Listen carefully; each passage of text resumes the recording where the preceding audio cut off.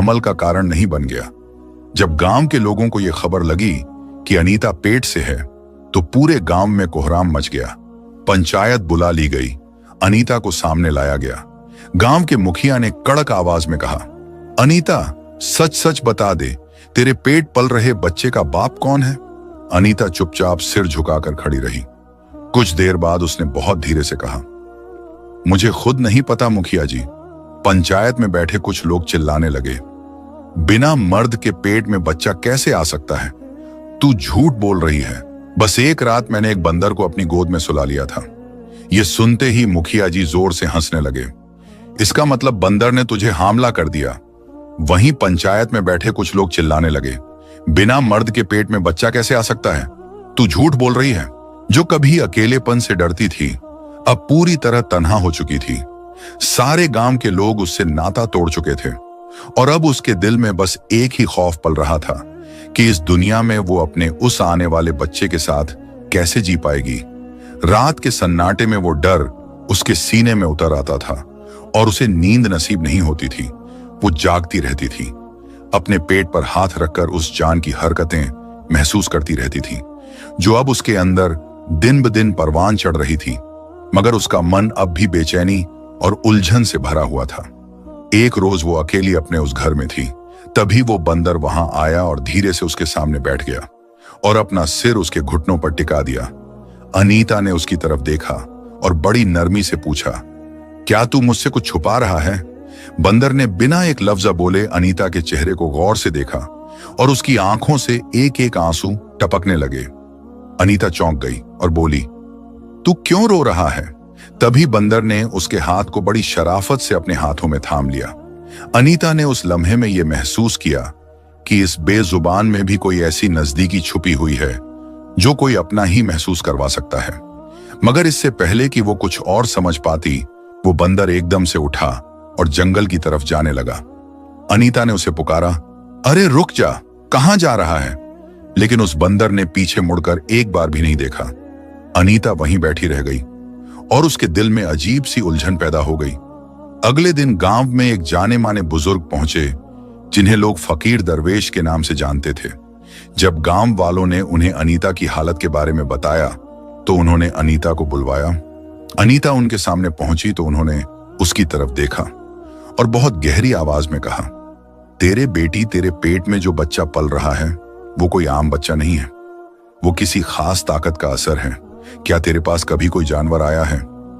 अनीता ने नजरें नीची करके बड़े धीमे लहजे में कहा, हाँ बाबा, एक जंगली बंदर मेरे पास आया था। उसने मेरा बहुत ख्याल रखा। मैंने उसे अपने घर में अपने पास रख लिया, मगर अब वो कहीं चला गया है। फकीर दरवेश ने लंबी सांस खींचकर कहा, वो कोई मामूली बंदर नहीं था, वो कोई अच्छी चीज है जो किसी की बद्दुआ की वजह से बंदर बन गया है। लेकिन जब उसे तुझसे असली मोहब्बत महसूस हुई तो उसकी वो बद्दुआ खत्म हो गई। अनीता अब भी हैरत से उनकी तरफ देखे जा रही थी। उसके होंठ हिले और आवाज निकली, क्या वो बच्चा वाकई में इस बंदर का है? फकीर दरवेश ने बहुत गंभीर होकर कहा, हाँ, वो एक ऐसी जान है जो इंसान और जानवर की मोहब्बत से पैदा हुई है। मगर जैसे ही वो दुनिया में आएगा, उसके साथ एक बड़ा इम्तिहान भी आएगा। वो बच्चा अपनी पहचान और वजूद के लिए एक बड़ी मशक्कत उठाएगा। अनीता ने कांपती आवाज में पूछा, कैसा इम्तिहान बाबा? तो फकीर दरवेश बोले, वो बच्चा बहुत सी ताकतों के साथ पैदा होगा, मगर उसे हासिल करने के लिए अंधेरी और बुरी ताकतें भी जाग उठेंगी और तुझे अपनी जान की बाजी लगाकर उसकी हिफाजत करनी होगी। अनीता की आंखों में अब डर साफ झलकने लगा था। उसने कांपते लब्बों से पूछा, मगर वो बंदर अब कहां गया? तो फकीर दरवेश ने कहा, वो अब अपनी असली शक्ल में लौट चुका है। उसने अपनी असली शक्ल को हासिल कर लिया है, पर जब अंधेरे का साया फिर से सर उठाएगा, वो जरूर लौटेगा और तुझे बचाने के लिए सामने आएगा। इसी यकीन के साथ धीरे धीरे वक्त गुजरता गया। अनीता के पेट का वजन बढ़ता चला गया, मगर गांव वाले अब भी उसे शक की नजर से ही देखते रहे। लेकिन अब अनीता के दिल में एक अलग ही ताकत जाग चुकी थी। उसे पूरा भरोसा था कि वो अपने बच्चे की हिफाजत करने में कामयाब होगी। एक दिन जब वो जंगल में लकड़ियां जमा कर रही थी, तभी घने दरख्तों के पीछे से एक अजीब सी सनसनाहट सुनाई दी।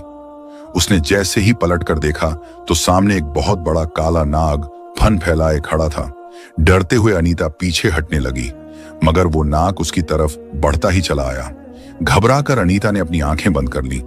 तभी अचानक हवा में एक अजीब सी हरकत हुई। जब उसने आंखें खोली तो सामने वही बंदर खड़ा था, लेकिन इस बार उसकी आंखों में वो चमक थी जो किसी ताकत की पहचान थी। उसने नाग पर हमला किया और उसे जोर से धक्का दिया। नाग एक जोर की फुफकार मारकर अंधेरे में गुम हो गया। अनीता कांपती हुई उस बंदर को देख रही थी। उसकी आंखों में वही अपनापन था जो हमेशा उसके साथ रहता था। लेकिन इससे पहले कि वो कुछ बोलती, वो बंदर फिर से जंगल की तरफ भाग गया।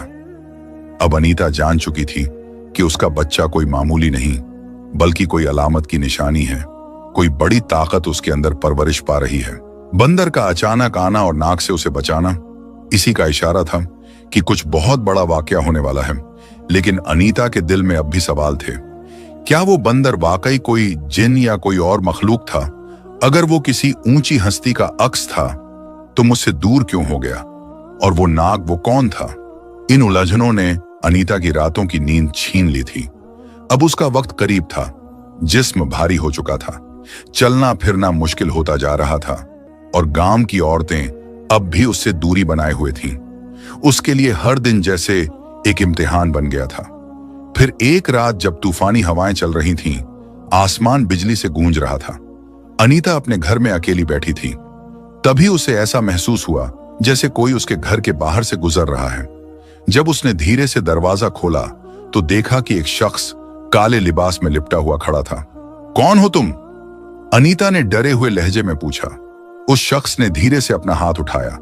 उसके हाथ में एक लंबा नुकीला डंडा था। उसके चेहरे पर एक अजीब सी रौनक थी, लेकिन आंखों में सर्दी और बेरहमी थी। उसने कहा, तू जो बच्चा अपने अंदर समेटी है वो कोई मामूली बच्चा नहीं, वो एक निशानी है ताकत की, और मैं उसे लेने आया हूं। अनीता एकदम घबरा गई और पीछे हटते हुए बोली, कौन हो तुम? वो शख्स एक कड़वी मुस्कान के साथ बोला, मैं वो हूं। अगर किसी इंसान के ऊपर मेरी परछाई भी गिर जाए तो उसका हफ्तों तक बुखार नहीं जाता। मेरा नाम शमशान की हड्डी है। वो मेरा सबसे बड़ा दुश्मन है जिसने तुझे अपनी मोहब्बत से रोशन किया। मैं तेरे अंदर पल रही इस ताकत को पैदा होने से पहले ही मिटा दूंगा, क्योंकि अगर ये जहां में आ गया तो हमारी दुनिया का तख्त हिल जाएगा।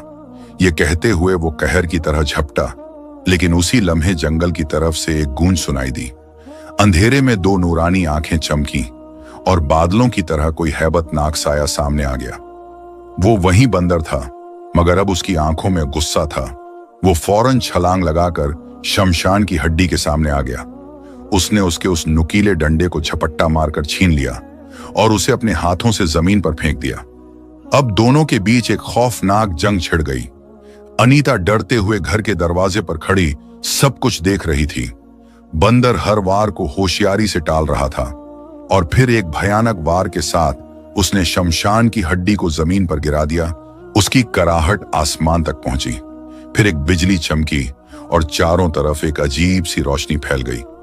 उस शमशान की हड्डी का जिस्म धुएं में बदलता गया और फिर हवा में घुल गया। बंदर अब अनीता की तरफ देखने लगा। उसकी आंखों में एक गहरी मोहब्बत और रहम था। कांपती हुई अनीता ने कहा, तू कौन है? वो धीरे से उसके पास आया, अपना हाथ उसके हाथों में रख दिया और फिर उसके जिस्म से एक नूर फूटा और वो एक हसीन खूबसूरत नौजवान में तब्दील हो गया। अनीता हैरत में डूबी खड़ी थी। उसके सामने अब एक ऐसा शख्स खड़ा था जिसका चेहरा बहुत चमकदार और नूरानी था। उसकी आंखों में रहम और मोहब्बत की वो गहराई थी जो किसी और जहां से आती है। और वो धीरे से बोला, मैं कोई आम बंदर नहीं हूं अनीता, मैं जिन्हों के बादशाह का बेटा हूं।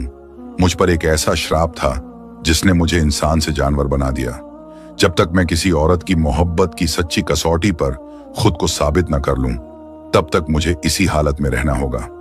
ये सब सुनकर अनीता की आंखें हैरत से फैल गईं और वो कांपती आवाज में बोली, तो फिर तूने मुझसे मोहब्बत क्यों की? वो नौजवान जिन बोला, क्योंकि तेरी मोहब्बत में कोई लालच नहीं था। तूने मुझे अपना समझा बिना किसी चाहत या उम्मीद के, और तेरी उसी पाक मोहब्बत ने मेरा श्राप तोड़ दिया। अब मैं फिर से जिन बन गया हूं, मगर अब सामने एक और इम्तिहान खड़ा है।